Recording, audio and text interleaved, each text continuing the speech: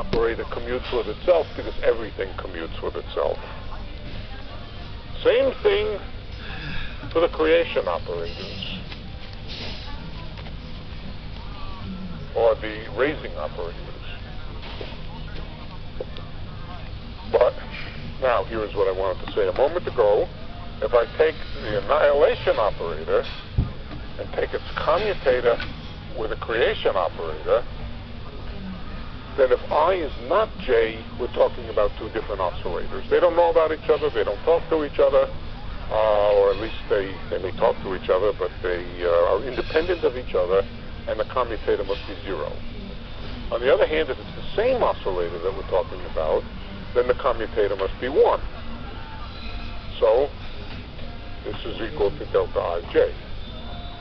This is the algebra of the operators of many harmonic oscillators. You need to know that.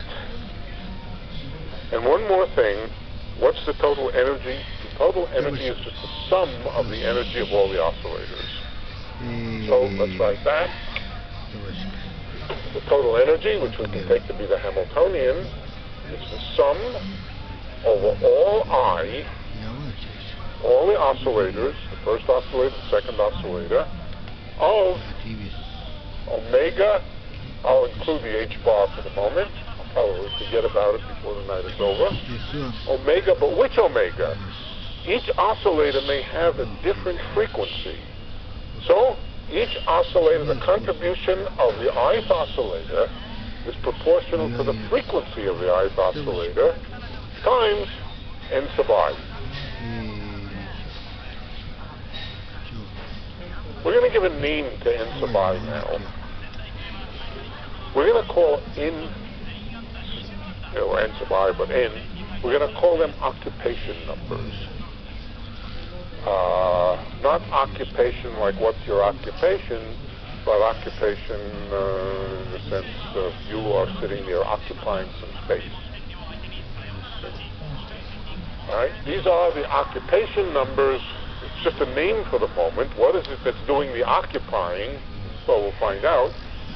But this says that each oscillator has an energy proportional to its occupation number times omega, times its frequency, with the h bar being there. There is the extra half of ground state energy. I want to ignore it. It's of no interest. Plays no role. It's just an additive constant. Additive constants in energy don't make any difference. Okay, that's the whole theory, if you like. Well, not quite. Not quite. Now, how do we label states if we have many oscillators? If we have one oscillator, we can label a complete basis of states just by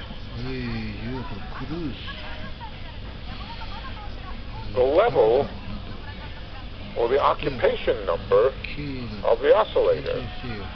Remember, we have all these states. N equals 0, which is the ground state, which we sometimes just call O. N equals 1, which we call 1. N equals 2, and so forth and so on. We label the states by the occupation number.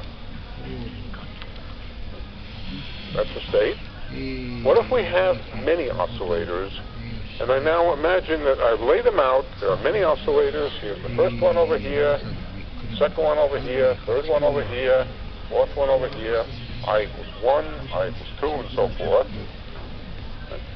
Then, in order to specify a state, I have to specify the occupation number, or one way of specifying a complete basis of states. One way of specifying the basis of states is to label, or to write down the occupation number of each oscillator. How many quanta, or how many units of energy are there, so to speak,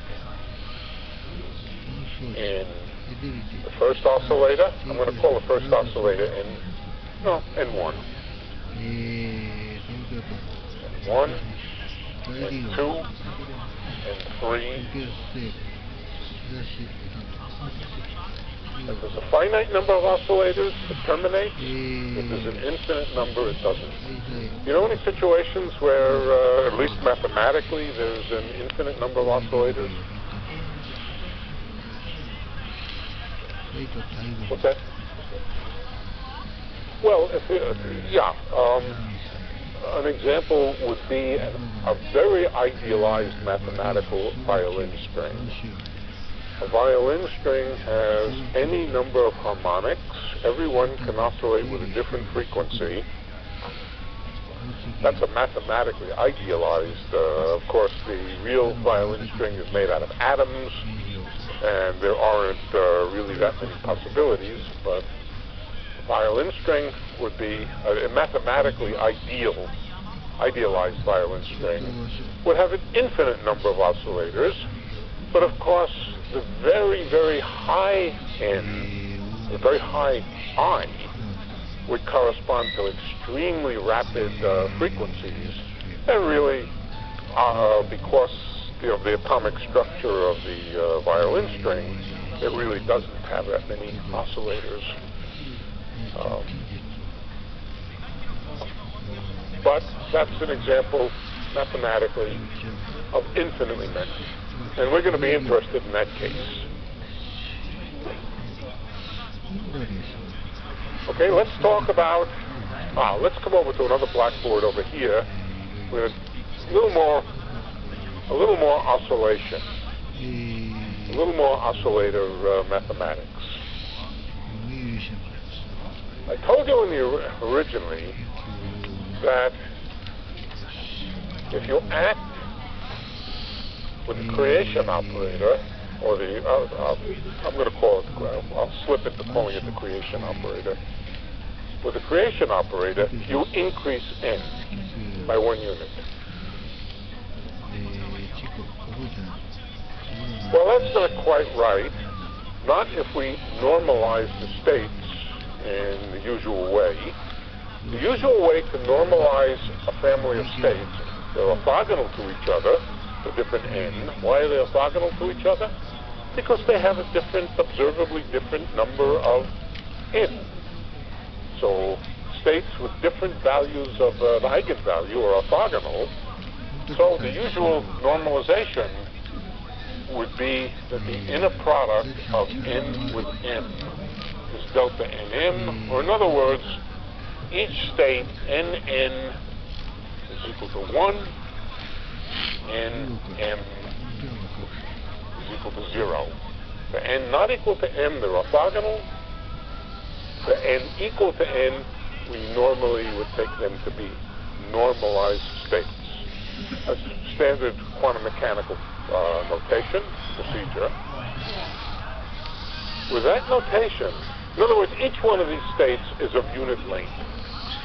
Each one of these states is of unit length. But with that notation, a plus on n does not give n plus 1. It gives a numerical coefficient in front.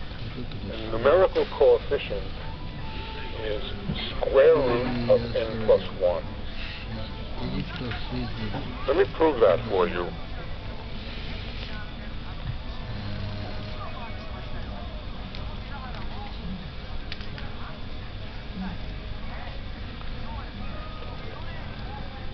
Let's see if we can prove it. We can do it over here. Okay. Let's not put the answer in. Let's just call this some numerical coefficient, and we don't know what it is yet. We don't know what it is yet. It's some Cn, and we're going to try to figure out what it is. What's our tool?